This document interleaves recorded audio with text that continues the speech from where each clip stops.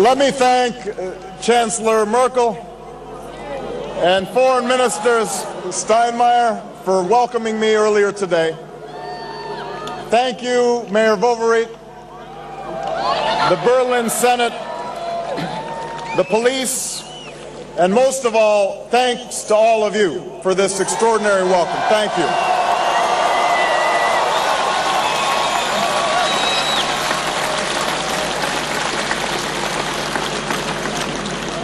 I come to Berlin as so many of my countrymen have come before. Although tonight I speak to you not as a candidate for president, but as a citizen. A proud citizen of the United States and a fellow citizen of the world.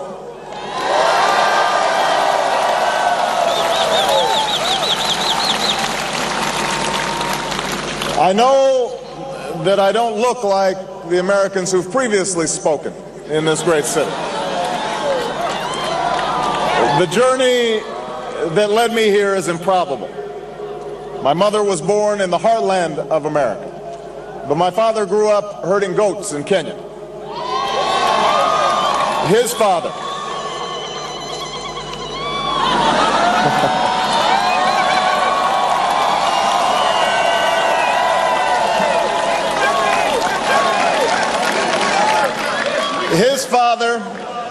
my grandfather, was a cook, a domestic servant to the British. At the height of the Cold War, my father decided, like so many others in the forgotten corners of the world, that his yearning, his dream, required the freedom and opportunity promised by the West. And so he wrote letter after letter to universities all across America until somebody, somewhere, answered his prayer for a better life. That is why I am here. And you are here because you too know that yearning. This city, of all cities, knows the dream of freedom.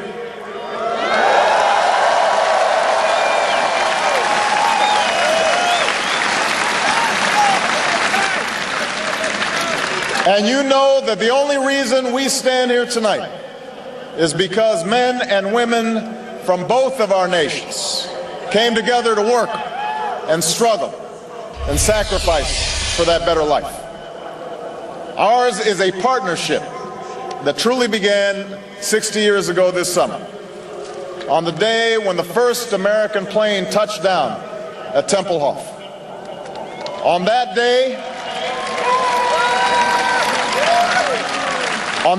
much of this continent still lay in ruin. The rubble of this city had yet to be built into a wall. The Soviet shadow had swept across Eastern Europe, while in the West, America, Britain, and France took their stock of their losses and pondered how the world might be remade. This is where the two sides met. And on the 24th of June, 1948, the communists chose to blockade the western part of the city. They cut off food and supplies to more than 2 million Germans in an effort to extinguish the last flame of freedom in Berlin.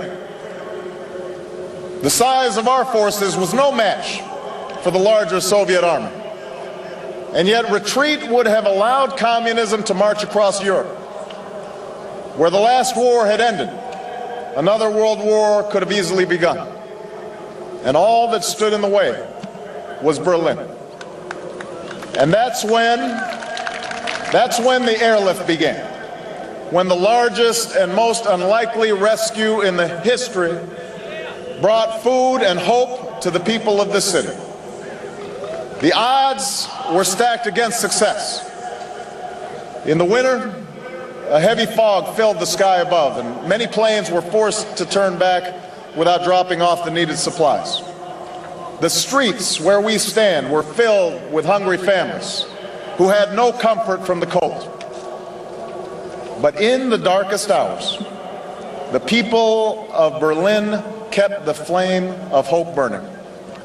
The people of Berlin refused to give up.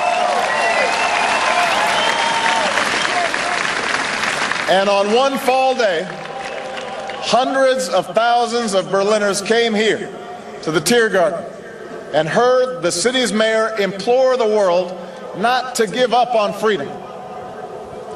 There is only one possibility, he said, for us to stand together, united, until this battle is won. The people of Berlin have spoken. We have done our duty, he said, and we will keep on doing our duty. People of the world, now do your duty. People of the world, look at Berlin.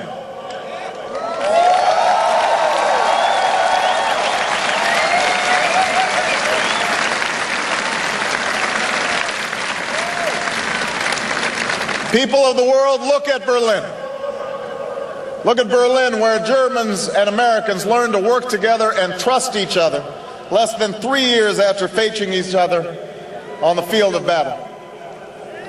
Look at Berlin, where the determination of a people met the generosity of the Marshall Plan and created a German miracle, where a victory over tyranny gave rise to NATO, the greatest alliance ever formed to defend our common security. Look at Berlin, where the bullet holes in the buildings and the somber stones and pillars near the Brandenburg Gate insist that we never forget our common humanity. People of the world, look at Berlin, where a wall came down, a continent came together, and history proved that there is no challenge too great for a world that stands as one.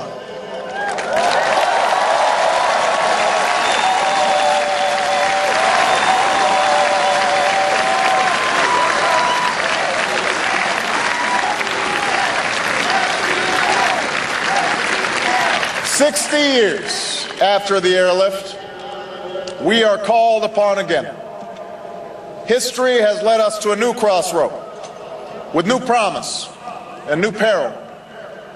When you, the German people, tore down that wall, a wall that divided East and West, freedom and tyranny, fear and hope, walls came tumbling down around the world. From Kiev to Cape Town, prison camps were closed and the doors of democracy were opened. Markets opened too, and the spread of information and technology reduced barriers to opportunity and prosperity. While the 20th century taught us that we share a common destiny, the 21st century has revealed a world more intertwined than at any time in human history. The fall of the Berlin Wall brought new hope. But that very closeness has given rise to new dangers. Dangers that cannot be contained within the borders of a country or by the distance of an ocean. Think about it. The terrorists of September 11th plotted in Hamburg and trained in Kandahar and Karachi before killing thousands from all over the globe on American soil. As we speak, cars in Boston and factories in Beijing are melting the ice caps in the Arctic, shrinking coastlines in the Atlantic, and bringing drought to farms from Kansas to Kenya. Poorly secured nuclear material in the former Soviet Union, or secrets from a scientist in Pakistan, could help build a bomb that detonates in Paris. The poppies in Afghanistan come to Berlin in the form of heroin. The poverty and violence in Somalia breeds the terror of tomorrow. The genocide in Darfur shames the conscience of us all.